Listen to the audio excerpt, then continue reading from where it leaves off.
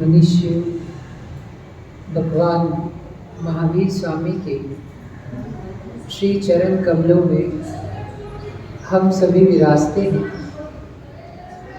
आचार्य भगवान पूज्यपाद स्वामी इष्टोपदेश ग्रंथ में संसार, शरीर और भोगों से विरक्त जीव को जीव की दशा का व्याख्यान करते हुए कह रहे हैं, यथा यथा समायाति संवित्तो तत्त्वमुत्तमं तथा तथा न रोचन्ते विषयाः सुलभा अपि। जैसे जैसे जीव को उत्तम तत्व की उपलब्धि होती जाती है,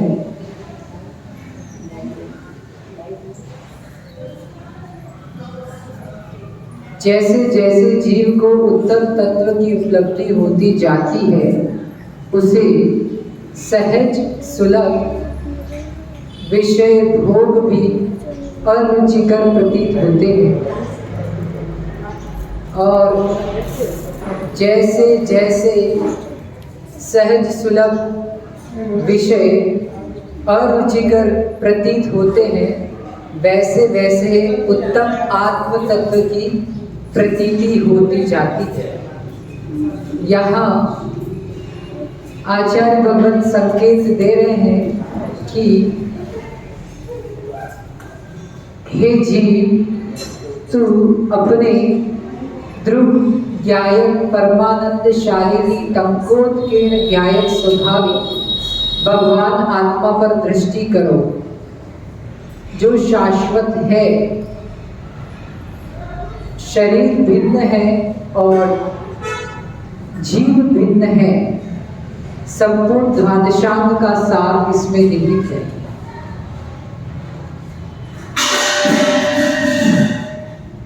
सम्यक दृष्टि ज्ञानी जीव वेदना को वेदक भाव से जानता है, वेदना में व्यथित नहीं होता है। जानना भिन्न विषय है और वेदना में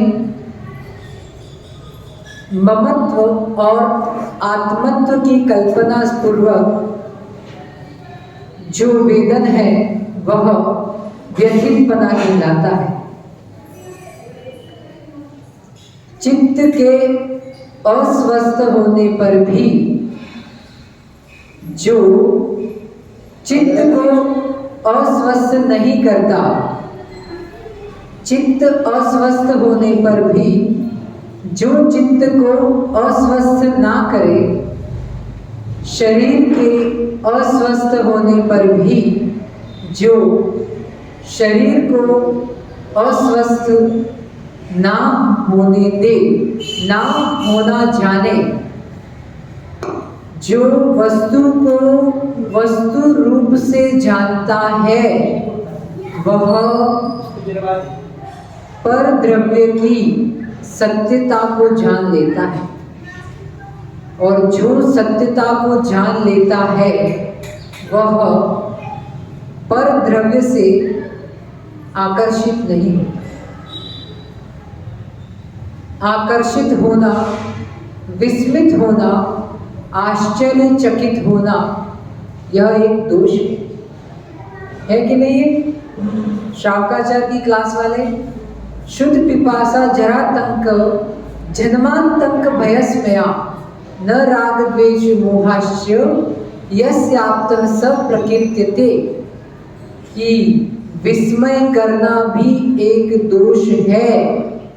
प्रभावित होना, शीघ्र प्रभावित होना दोष, भावुक होना भी एक दोष है। तो वस्तु को वस्तु रूप से जानना यह ज्ञान का अतिशय है, और वस्तु में आत्मत्व की बुद्धि पूर्वक जानना यह दोष है। मेरा शरीर, समझना इसे अध्यक्ष जी, यह क्या है? आपका शरीर, मेरा शरीर, यह शब्द ही अर्थ बताता है। मेरा शरीर, मेरा पैर, अर्थात मैं कोई भिन्न वस्तु हूँ और यह शरीर कोई भिन्न वस्तु है।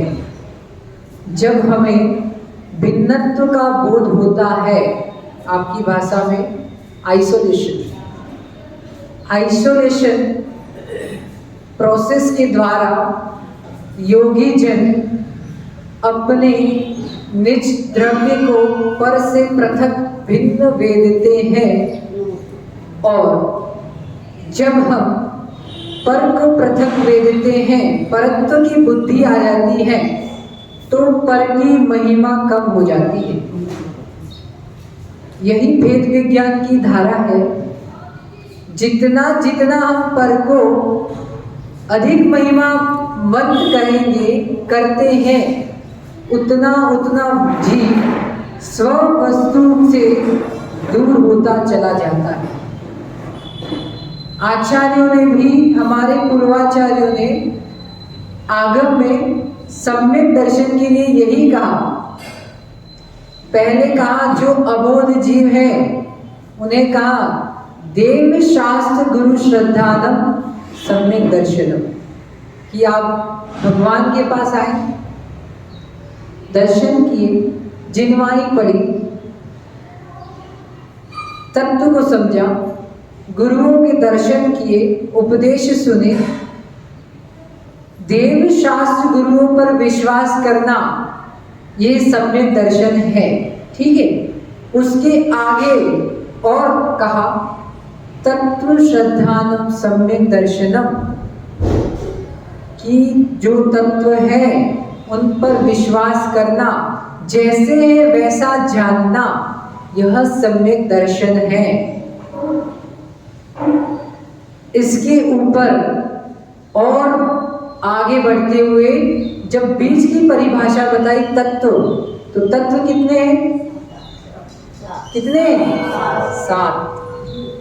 अब आप सोच रहे हैं कि ये कितना थोड़ा ऊपर लेवल का विषय चल रहा है, या फिर हमसे हमारे जो हमें रुचिकर है वो नहीं मिल रहा है क्या? नहीं, तत्व 7 हैं। बराबर।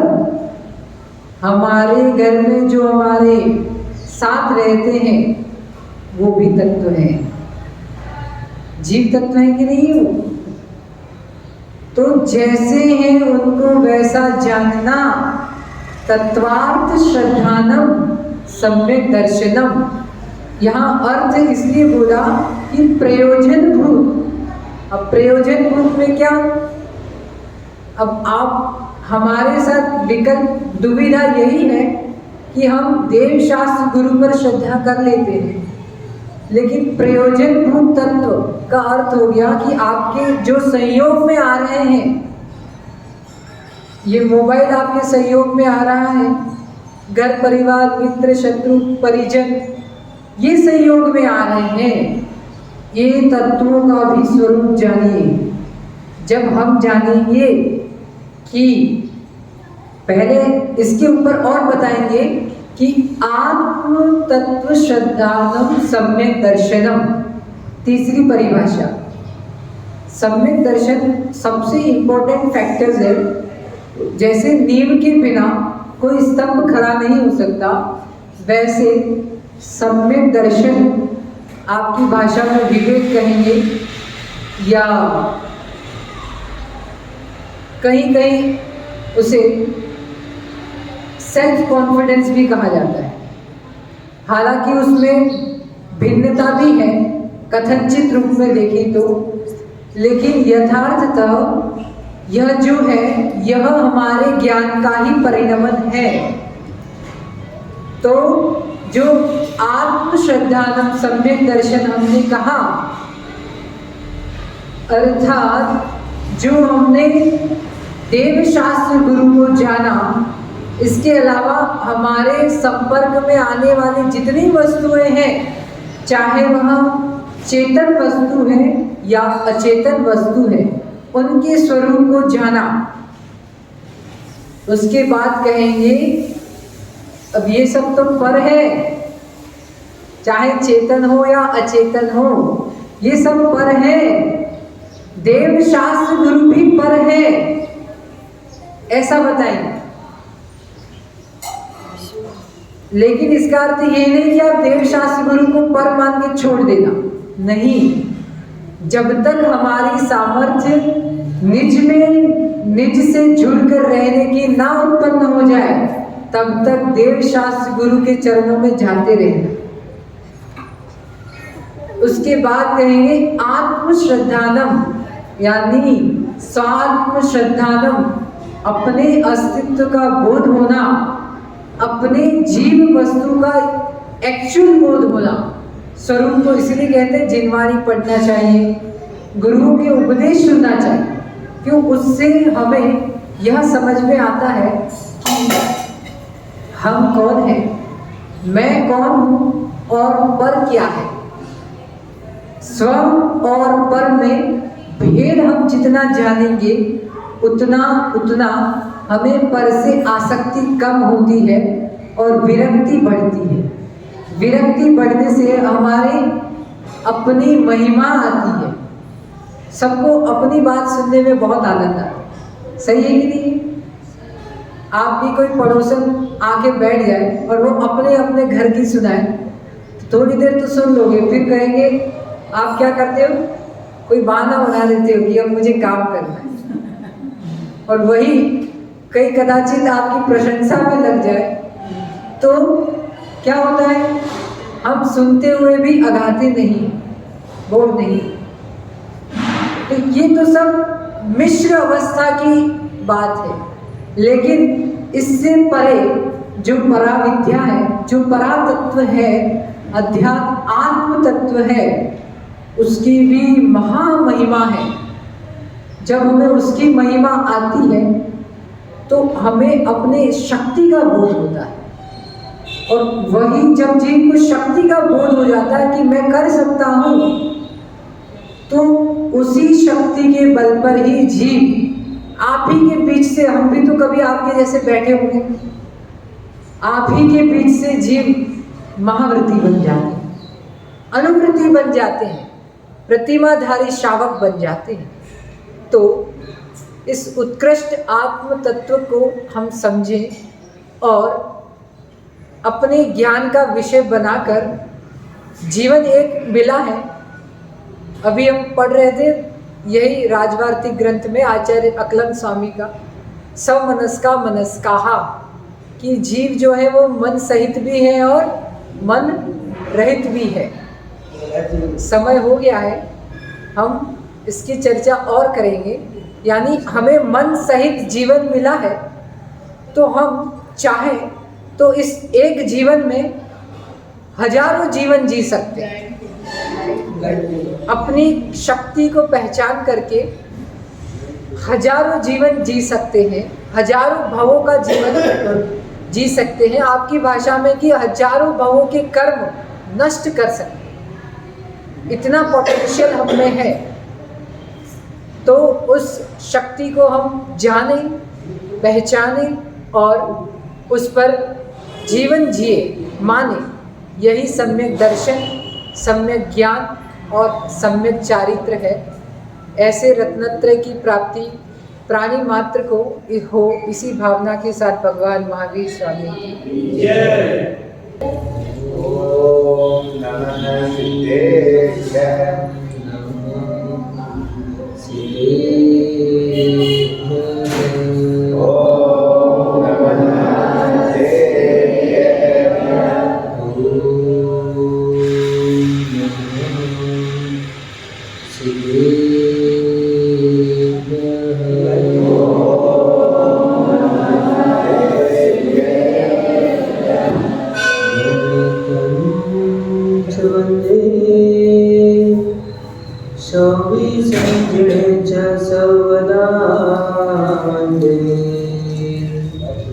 पंचगुरुणा वन्दे चारणचरणं सदा वन्दे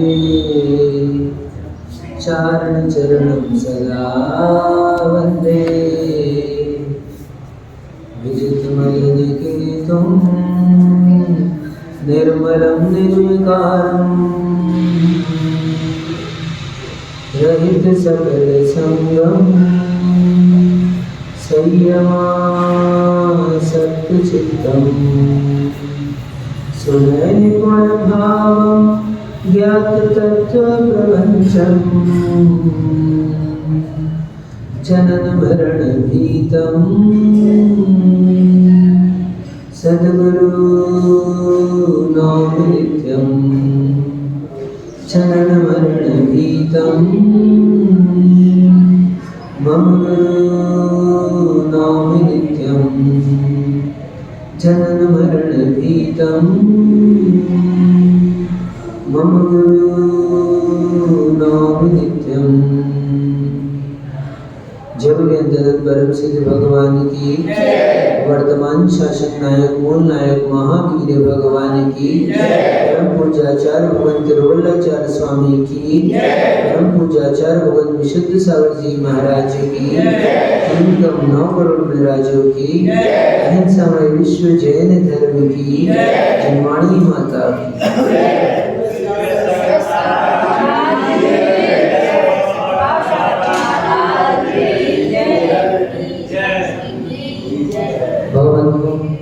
आज पुनः हम सभी के महाभाग्य का उदय हुआ है, जो सर्वज्ञ प्रभु की ये देशना हमें प्राप्त हो रही है।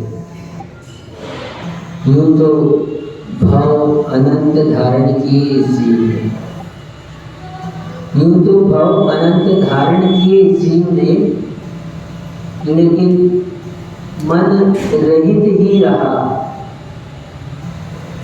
और कभी मन भी मिला तो बेमन सा रहा। इसलिए मन प्राप्त कर लेने से कार्य नहीं होगा, उस मन का उपयोग करना पड़ेगा। मन का सबसे श्रेष्ठ उपयोग को जान लेना है। आज उपयोग की चर्चा आई थी तो बात करते हैं उपयोग की। हमारा उपयोग उसमें है जिसमें उपयोग नहीं है।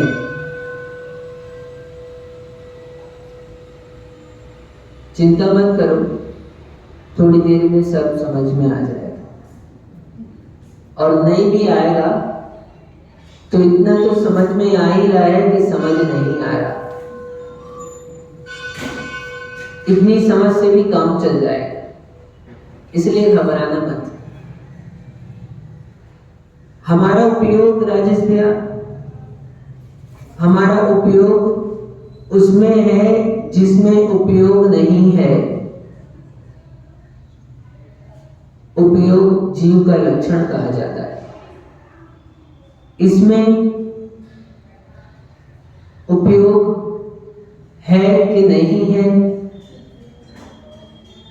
इसका तो उपयोग है, लेकिन इसमें उपयोग नहीं है, यानी चेतना नहीं है।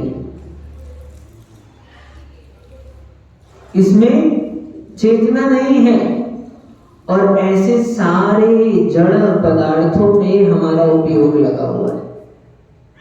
तो हमारा उपयोग उसमें है जिसमें उपयोग नहीं है, इसलिए हम उपयोग का सही उपयोग नहीं कर पा रहे। चर्चा आई, आज आचार्य भगवान ने कहा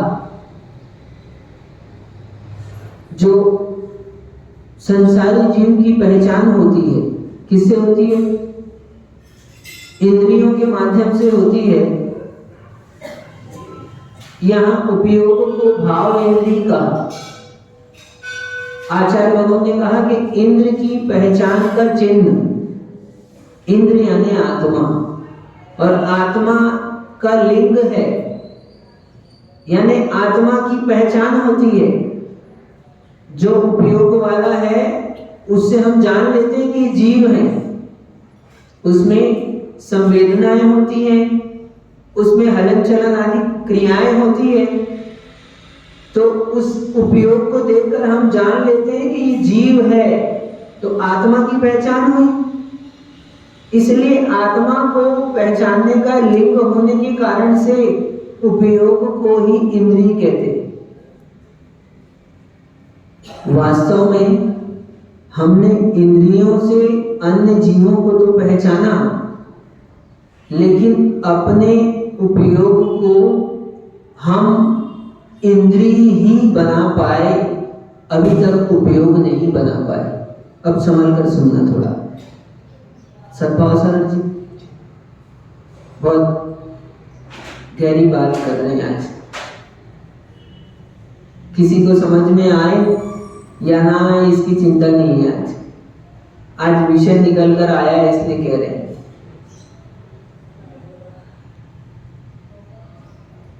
हमारा उपयोग आज तक इंद्रिय ही बना रहा।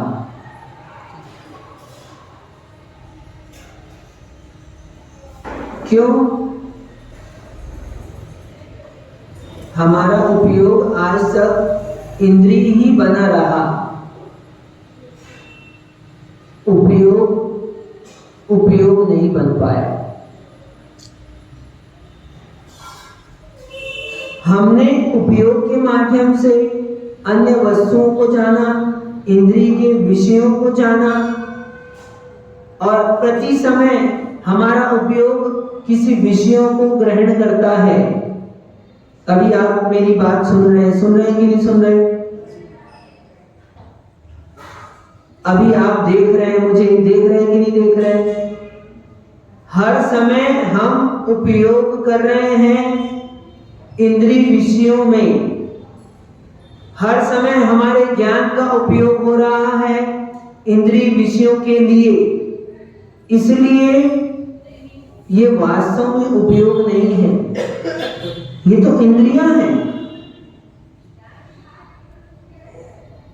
हम उपयोग को ही भाव इंद्रिय कहते हैं।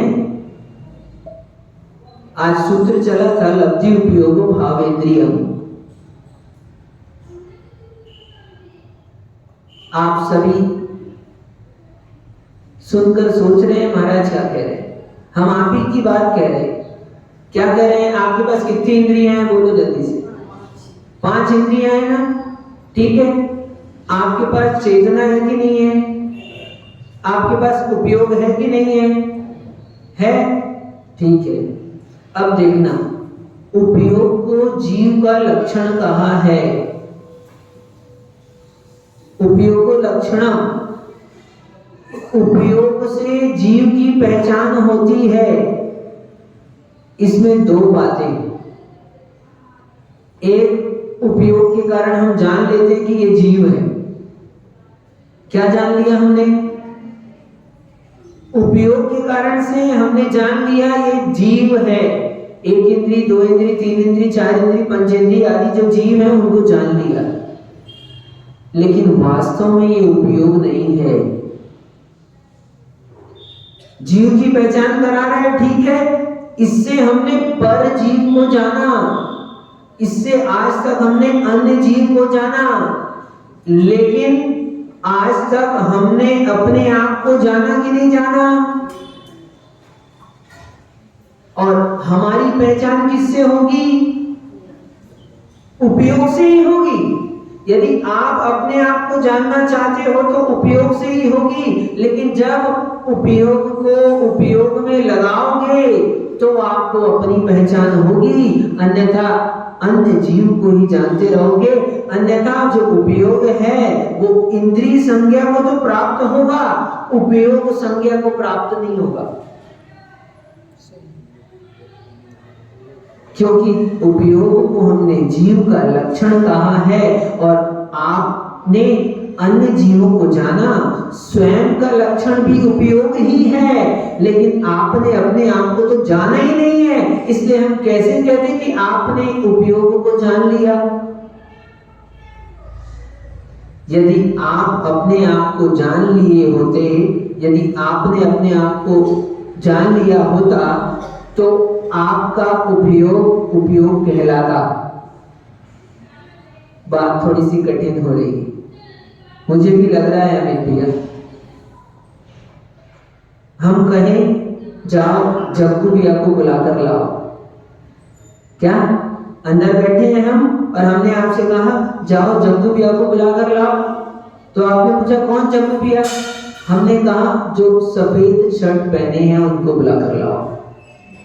ठीक, तो ये क्या हुआ? जग्गू भैया की पहचान हुई, क्या? सफेद शर्ट।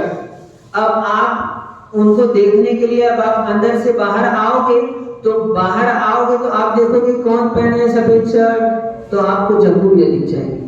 ठीक, तो आप सफेद शर्ट वाले व्यक्ति को कहोगे महाराज जी आपको बुला रहे हैं। आपने सफेद शर्ट के माध्यम से किसको जान लिया? जग्गू भैया को। आप जानते थे उनको? नहीं जानते थे, लेकिन हमने पहचान बताई, क्या? सफेद शर्ट। ये तो हुई इनके जानने की बात। अब समझना, ऐसे ही हम कह रहे हैं आत्मा को कैसे जाने, तो आचार्यों ने कहा जीव का लक्षण क्या है? सफेद शर्ट इनका लक्षण था। ऐसे ही अब हमको जानना किसको है? अभी अंदर से आप बाहर आए थे तो इनको जाना था, अब बाहर से अंदर चलो, क्या? अभी आप अंदर से बाहर आए तो आपने इनको जान लिया, बाहर इनकी पहचान बता दी हमने सफेद शर्ट, तो आपने जग्गू भैया को पहचान लिया। अब मैं कह रहा हूं बाहर से अंदर चलो, अब किसको पहचानना है? अब अपने जीव को पहचानना है, अपनी आत्मा को पहचानना है। तो उसकी पहचान क्या है? तो उसकी पहचान है उपयोग। जिसमें उपयोग है वह जीव है, और वो उपयोग किसमें है? मुझ में है। उपयोग क्या है? चैतन्य का अनुविधायी परिणाम है, चैतन्य का स्वभाव है, चैतन्य के साथ ही पाया जाता है, अन्य के साथ नहीं पाया जाता, वो उपयोग है। लेकिन आज तक हमारा उपयोग इंद्रिय संज्ञा को तो प्राप्त हुआ, उपयोग संज्ञा को प्राप्त नहीं हुआ। अब उपयोग की इंद्रिय संज्ञा कब है? जब वह इंद्रिय विषयों को जानता है, इसलिए उपयोग को इंद्रिय कहते हैं।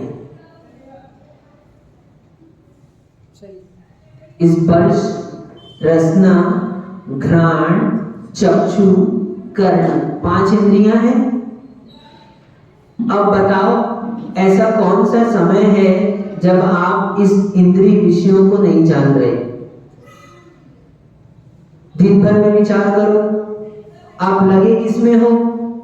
कभी स्पर्श में लगे हो, कभी रसना में लगे हो, कभी घ्राण में लगे हो, कभी चक्षु में लगे हो, कभी कर्ण में लगे हो। इन 5 के अलावा आप किस में लगे हो? आप या तो भोजन कर रहे हो, भोजन करते करते किसको जान रहे हैं? भोजन के स्वाद को जान रहे, तो हमारा ज्ञान किस में लगा?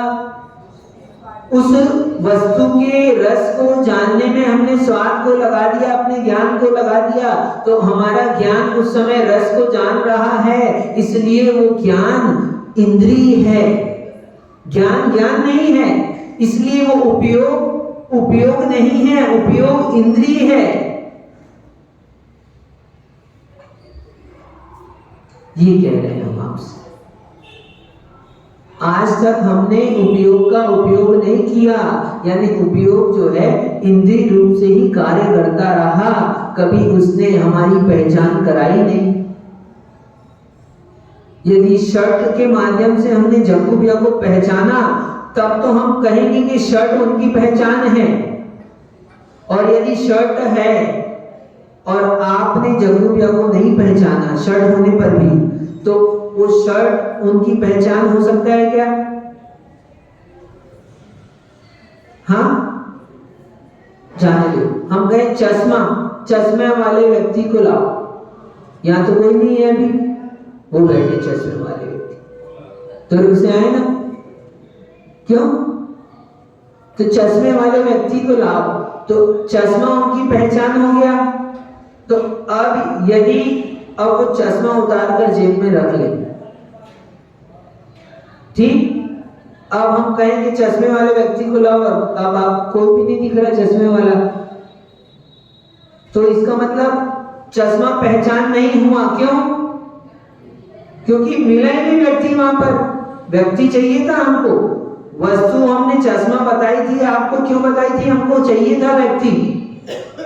तो अब व्यक्ति जब नहीं मिला तो चश्मा पहचान हुआ ही नहीं। तो ऐसे ही जब तक हमको जीव की पहचान नहीं हुई, जब तक हमको स्वद्रव्य का ज्ञान नहीं हुआ, जब तक हमने आत्मा को नहीं जाना, तो हमारा उपयोग तो उपयोग रहा ही नहीं। जीव का लक्षण उपयोग कहा था। अब लक्षण से लक्ष्य मिल जाए तब तो लक्षण कहलाए। यदि लक्ष्य ही नहीं मिले तो लक्षण नहीं कहला सकता। तो जीव का लक्षण उपयोग बनाया था, और अब उपयोग से हमने जीव को जाना ही नहीं। अभी तक हमने अपने आप को आज तक नहीं जाना, इसलिए जो उपयोग था वो हमारा लक्षण नहीं बन पाया, इसलिए उपयोग आज तक इंद्रिय ही बना रहा। ये कह रहे हैं। खैर, बात थोड़ी गहरी हो गई, निकल कर आई थी इसलिए कह दी। मूल तो अपन चल रहे थे, कहाँ चर्चा चल रही है हमारी गृहस्थ आश्रम की, और इसी गृहस्थ आश्रम में आज आचार्य भगवान बहुत सुंदर एक सूत्र दे रहे हैं। एक बात कहते हैं, देखो जो आचार्यों के मूल सूत्र रहते हैं, उन सूत्रों से ही जब हम अध्ययन करते हैं तो एक विशेष अर्थ अपने को प्राप्त होता है। और कई बार उन सूत्रों के द्वारा यदि हम उन सूत्रों को भाषांतर कर चुके हैं तो हमको भिन्न अर्थ की भी प्राप्ति हो सकती है। संभावनाएं बहुत सी ऐसी रहती है। मान लो आपको बहुत अच्छी इंग्लिश आती है, आपने हिंदी का इंग्लिश में ट्रांसलेशन कर दिया। कोई व्यक्ति हिंदी में बात करता है, मान लो हम प्रवचन दे रहे हैं अभी, और ये लोग इंग्लिश समझते हो, तो हमारे प्रवचन को आप इंग्लिश में ट्रांसलेट करके कहने लगो, तो कहीं ना कहीं ऐसा होगा कि जो हमारे भाव हैं वो आप तक नहीं पहुंच पाएंगे। आप लोग सब हिंदी समझते हो कि नहीं समझते? ठीक है, समझते हो ना? तो अभी जो भाव हमारे हैं, जिस भाषा में हम कह रहे हैं, उस भाषा में वो भाव हमारे साथ में संप्रेषित हो रहे हैं। यदि अब आप उसका ट्रांसलेट करोगे तो शायद संभवतः वैसे भाव ना आ पाए। ये मैं क्यों कह रहा हूं? क्योंकि आज जब मैंने इस 2 लाइन को पढ़ा, इसमें लिखा था, पहले पढ़ देता हूं आपको, सुनो। गृहस्थ आश्रम चल रहा है, गृहस्थ आश्रम की चर्चा चल रही थी अपनी। आज कह रहे हैं, जो बुराई से डरता है, जो बुराई से डरता है और भोजन करने से पहले दूसरे को दान देता है, उसका वंश कभी निर्बीज नहीं होता। क्या कह रहे हैं?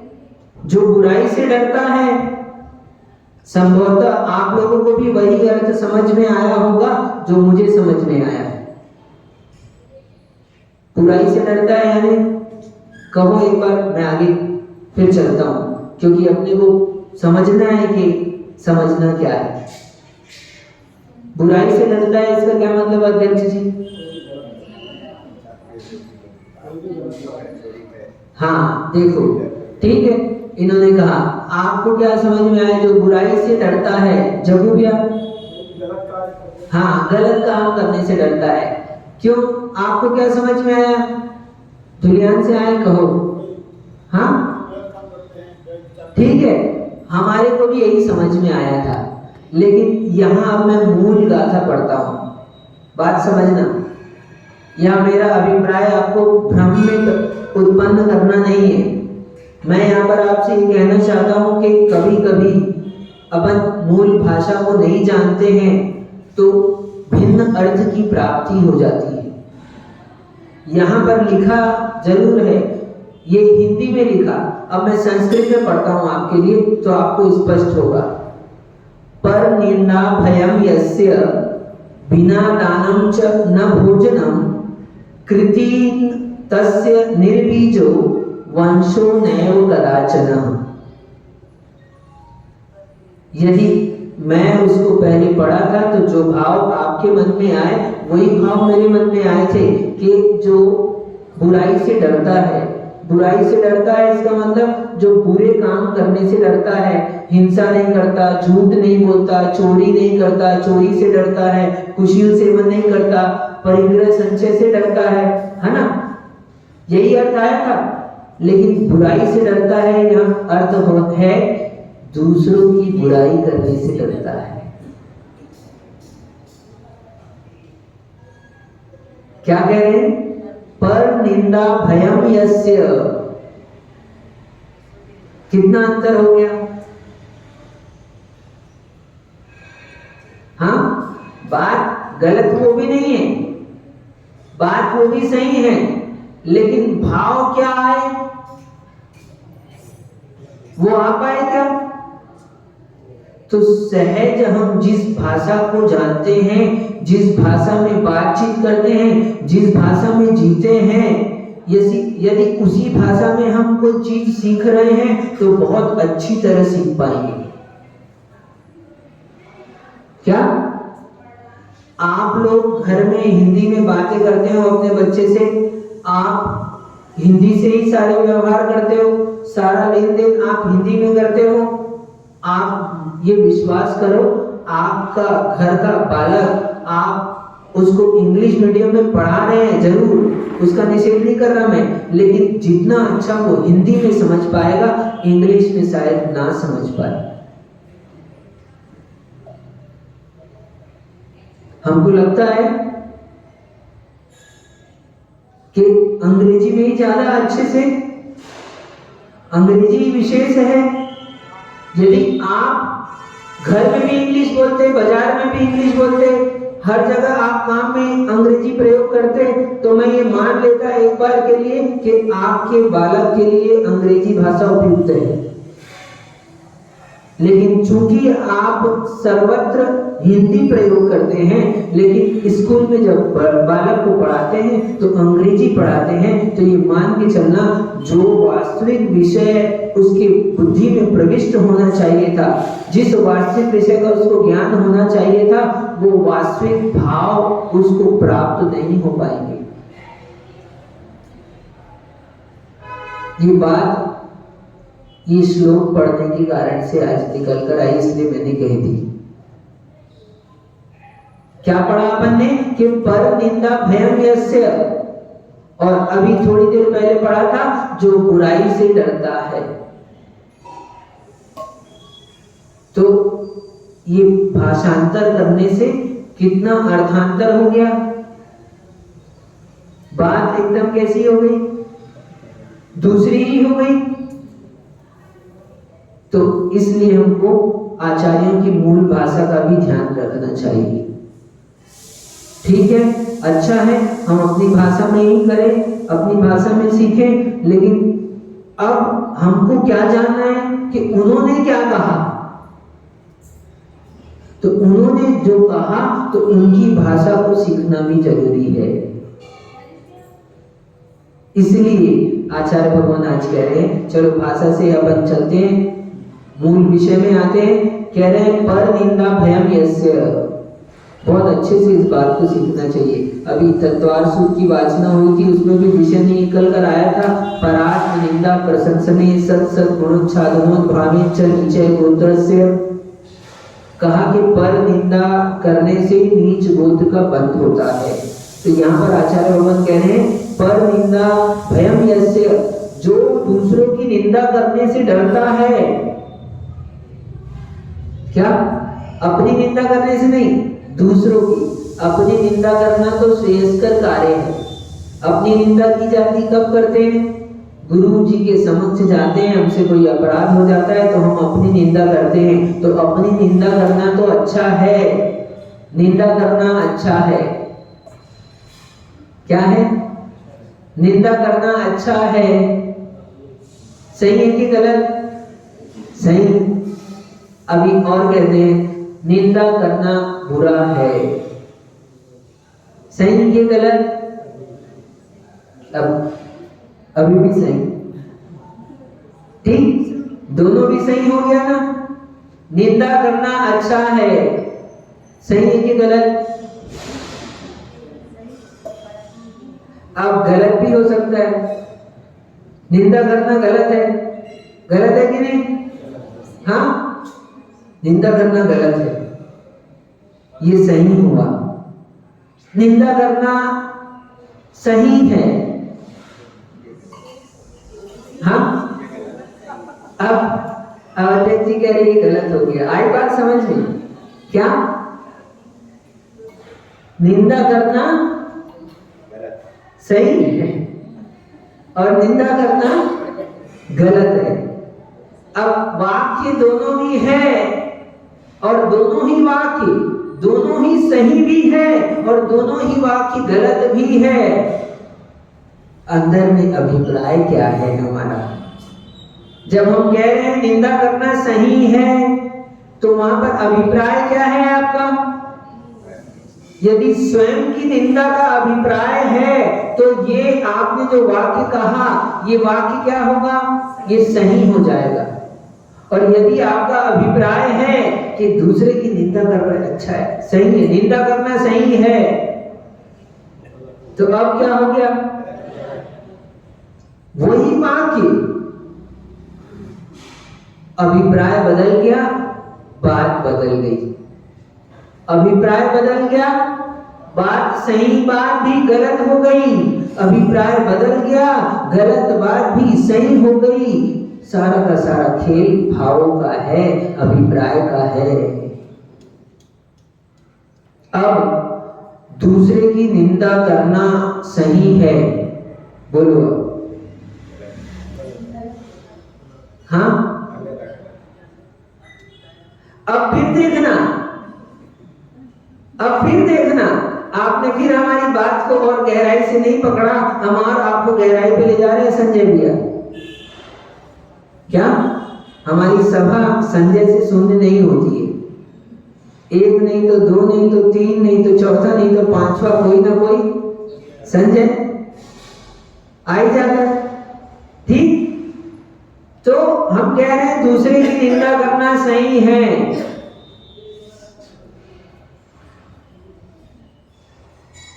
बोलो, अब गहराई से समझो।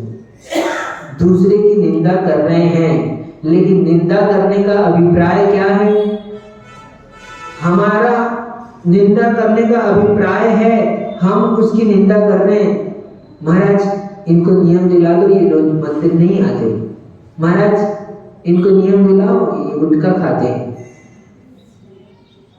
अब बताओ, दूसरों की निंदा करना सही है? बोलो, हाँ, क्या हुआ? हाँ, गलत कार्य कर रहा है उसको देखो कितना। इसलिए कौन सी बात कब सही है, कौन सी बात कब गलत है, इसके लिए अपने को गहराई में जाने की जरूरत है।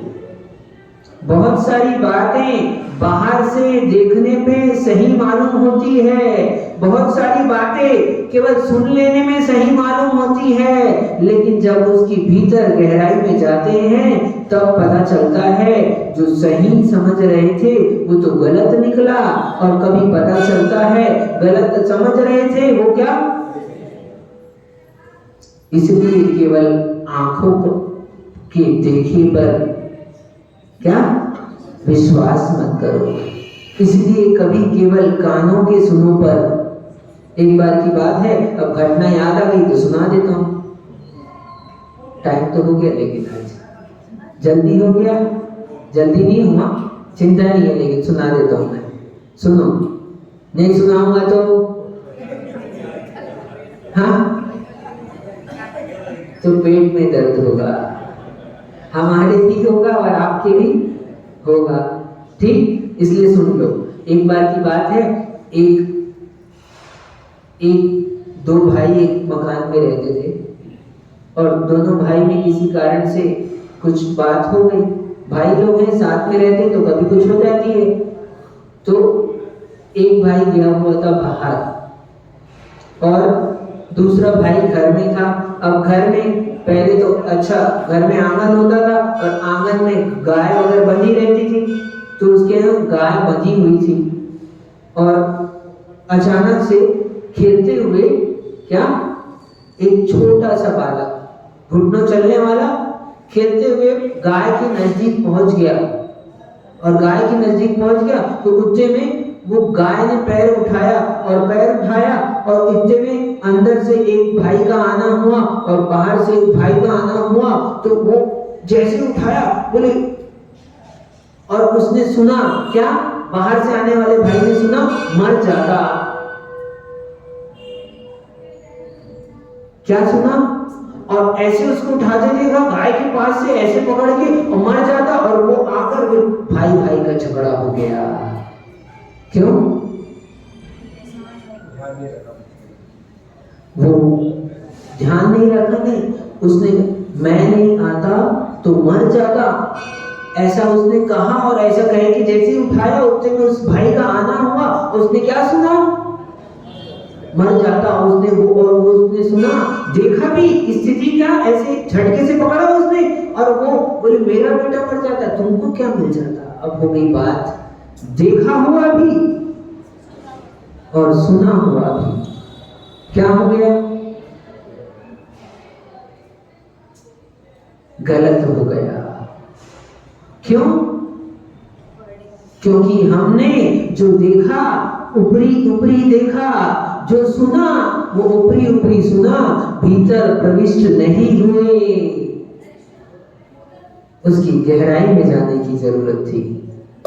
आज तक उपदेश हमारे लिए काम नहीं आया। सारा सुना हुआ उपदेश क्या हो गया? सही उपदेश था लेकिन उपदेश क्या हो गया? गलत हो गया। क्यों? क्योंकि हमने उपदेश की गहराई में प्रविष्ट नहीं हुए। हम उपदेश के उस अभिप्राय को नहीं समझ पाए, उपदेष्टा के अभिप्राय को नहीं समझ पाए। सारा का सारा उपदेश आपको जीवन में आचरण में उतारने के लिए था। इसलिए कह रहे हैं पर निंदा भयम यस्य, जो दूसरों की निंदा करने से भयभीत होता है, दूसरों की निंदा करने से भय खाता है, उसका वंश कभी निर्बीज नहीं होता। उसका वंश कृति नस्तस्य निर्बीजो वंशो नैव कदाचनः, यानी उसके वंश की परंपरा चलती रहती है, उसका परिवार बढ़ते रहता है, उसको नुकसान नहीं होता, उसकी हानि नहीं होती, उसको पुण्य की प्राप्ति होती है। और पुण्य की प्राप्ति से ही तो वंश किसका चलता है? पुण्यात्मा का ही वंश चलता है, पापी का वंश नहीं चलता। किसका चलता है वंश? क्यों? कमल दादा बोलो वंश किसका चलता है? पुण्यात्मा जीव का ही वंश चलता है, पापी जीव का वंश नहीं चलता, उसका वंश नष्ट हो जाता है। तो इसलिए कह रहे हैं पर निंदा करने से पाप का आश्रय होता है, और पाप का आश्रय होता है तो वंश कैसे चलेगा? और इसलिए जो पर निंदा से भयभीत तो होता है उसका वंश निर्बीज नहीं होता। और जो बिना दानम न भोजनम, बिना दानम न भोजनम, यानी जो दान दिए बिना भोजन नहीं करता, यानी दान देकर ही भोजन करता है, तो ये भी पुण्यात्मा जीव है। इसलिए इसका भी वंश चलेगा, अन्य सारे जीवों का। आचार्य भगवान कह रहे हैं गृहस्थ आश्रम की बात कह रहे हैं, तो गृहस्थ को दो बातों ध्यान रखनी चाहिए। ठीक है, यदि चाहते हो आपका वंश वृद्धि को प्राप्त हो, आपकी संतति चले, जीन शासन वृद्धि को प्राप्त हो, तो दो बातें ध्यान रखो। पहला, दूसरे की निंदा नहीं करो, और दूसरा, किसी को दान कर कर भोजन करो। आप क्या दान कर रहे हैं ये इंपॉर्टेंट नहीं है, आप कितना दे रहे हैं ये इंपॉर्टेंट नहीं है, किस भाव से दे रहे हैं ये बात है। यदि आपके पास थोड़ा भी है, उस थोड़े में से भी थोड़ा दो, उस थोड़े में से भी थोड़ा दो, तो आपको पुण्य की प्राप्ति होगी, आपका वंश चलेगा। आचार्य भगवान की ये बात गृहस्थ आश्रम में बहुत गहरी है और ज्यादा विस्तार नहीं करते इसका। विस्तार से अपने को समझना चाहिए, पर निंदा से बचना चाहिए। वास्तव में हम कहने को कह देते हैं और बात बात में कहने में आ जाता है, दूसरे की बात जरा सी अपन ने कह दी, लेकिन उस जरा सी बात का कितना बड़ा क्या हो सकता है, हाँ, क्या तिल का ताड़ बन सकता है कि नहीं बन सकता। तो आपने तो इतना सही कहा, हाँ, और वो बात किंवदंती कहते कहते कहां तक पहुंच जाएगी, हाँ, इतना सा कहा, इतने सुनकर ठोकर लगी, बोले दिखता नहीं, क्या दिखता नहीं। एक ने सुन लिया, बोले इसको दिखता नहीं। बात आगे चली गई, बोले राजा देख नहीं सकता, और बात आगे फैल गई, बोले राजा अंधा हो गया है, राजा को दिखना बंद हो गया है। बात और आगे चली गई, ऐसे एक छोटी सी बात रहती है, बात कुछ होती है और वो कहते कहते कहते कहते कहां पहुंच जाती है, किस रूप में पहुंच जाती है, क्या रूप ले लेती है। इतनी सी बात, थोड़ी सी बात किस रूप में थी, और वो निंदा के कारण से क्या हुई। आप निंदा करोगे तो निश्चित मान के चलो वो विस्तार को प्राप्त होगी बात, और वो विस्तार होगी तो उसका रूप भी दूसरा हो जाएगा। इसलिए कभी किसी की निंदा ना करें। निंदा विस्तार हो सो अलग बात, पहले आपने निंदा की है तो वहां पर नीच गोत्र का बंद हो गया, पाप का आश्रय हो गया। इसलिए दूसरों की निंदा नहीं करें और अपनी निंदा तो अवश्य करें। अपनी निंदा करेंगे तो आपको क्या होगा, आपका मैल का प्रक्षालन होगा, आपकी कलुषता का नाश होगा, भाव की विशुद्धि होगी, पुण्य का बंध होगा। ये स्वयं की निंदा गुरुजनों के समक्ष करनी चाहिए। और निंदा भी सुनो, आप ज्यादा सरल बनने की कोशिश में किसी के भी सामने अपने दोषों को ना कहें। वर्तमान में पंचम काल में जगुबिया युग बड़ा खतरनाक है, बहुत समझ के रहना चाहिए। अपन ने तो सरलता में अपने दोष कह दिए, भले ही आपका मित्र क्यों ना हो, यदि दोष कहना हो तो केवल गुरु के सामने कहना, क्योंकि गुरुजनों के पास में अपस्रावी नाम का गुण होता है। जैसे तवे में एक बूंद पानी की डाल दे, गरम तवा हो तो कहां चली जाती है,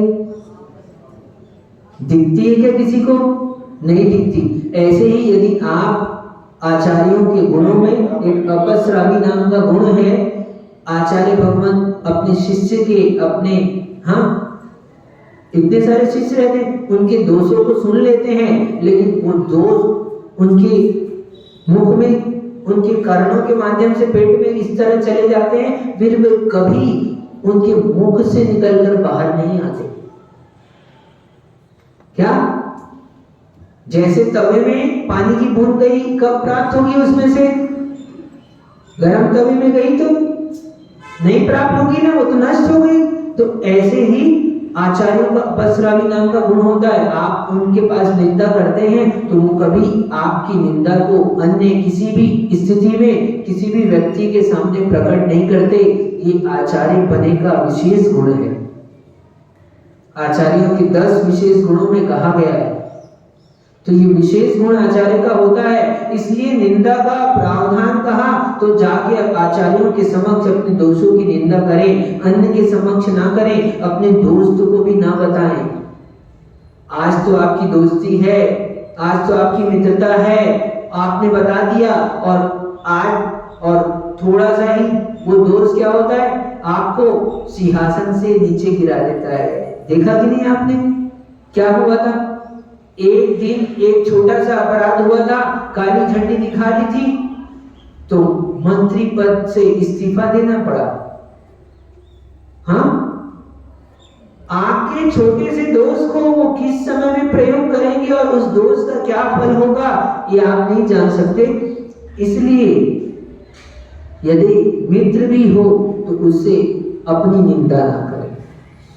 अपनी निंदा किसके समक्ष करें? अपनी निंदा केवल गुरुजनों के समक्ष करें, गुरु की साक्षी में करें। गुरु की साक्षी में की गई निंदा ही हमारे दुख के मिटने का कारण होती है। अन्य के समक्ष निंदा करोगे तो वो हो सकता है उस समय में आपको लग रहा है कि दुख मिट गया, लेकिन कालांतर में वो महादुख का कारण बन सकती है। इसलिए निंदा से बचे। किसकी? दूसरों की निंदा से तो बचे ही, अपनी निंदा भी अन्य के सामने व्यक्त ना करें। कभी गलती से कोई अपराध हो गया हो, कोई दोष हो गया हो तो उसको सहज भाव से, हाँ अपना मित्र है कह दें, ऐसा नहीं सोचना। कहना हो तो वास्तव में जाकर गुरु से कहें, उसका प्रायश्चित करें और अपने दोषों को दूर करें, तो निंदा करना कार्यकारी होता है। नहीं तो निंदा से भय खाना ही अच्छा है। किससे? निंदा भयम यस्य, अपनी निंदा से भी भयभीत हो। अब आया अर्थ एक और निकल कर? हाँ, अपनी निंदा करना अच्छा है कि बुरा? अब अपनी निंदा करना भी बुरा हो सकता है। गुरु के सामने किया तब तो अच्छा है, अन्य के सामने की तो बुरा हो गया। तो ये निंदा, पर निंदा भयम यस्य, तो यहाँ तो पर निंदा की चर्चा है। तो दूसरों की निंदा करने से जो भयभीत होता है उसका वंश निर्बीज होता है, यानी उसकी संतति चलती रहती है। और जो बिना दानम न भोजनम, जो बिना दिए यानी दूसरों को दान कर ही भोजन करता है, उसकी भी संतति चलती रहती है। ऐसा आचार्य भगवान ने आज के सूत्र में कहा। ऐसे इस ग्रस्त आश्रम में और भी और बातें आने वाली है। ये कुरल काव्य ग्रंथ है। आचार्य भगवान तिरुवल्लाचार्य स्वामी ने इस ग्रंथ की रचना की है और अपने आप में अद्भुत अलौकिक ग्रंथ है। नीतियों से भरा हुआ, सामान्य बातें हैं, कुछ गहरी शास्त्र की सिद्धांतिक बातें नहीं कही, लौकिक व्यवहार की बातें, लेकिन वो हमारे लिए सिद्धांत को प्राप्त करने के लिए सहकारी है। जिसका नैतिक जीवन ही उच्च नहीं होता वो धर्म को प्राप्त नहीं हो सकता। क्या?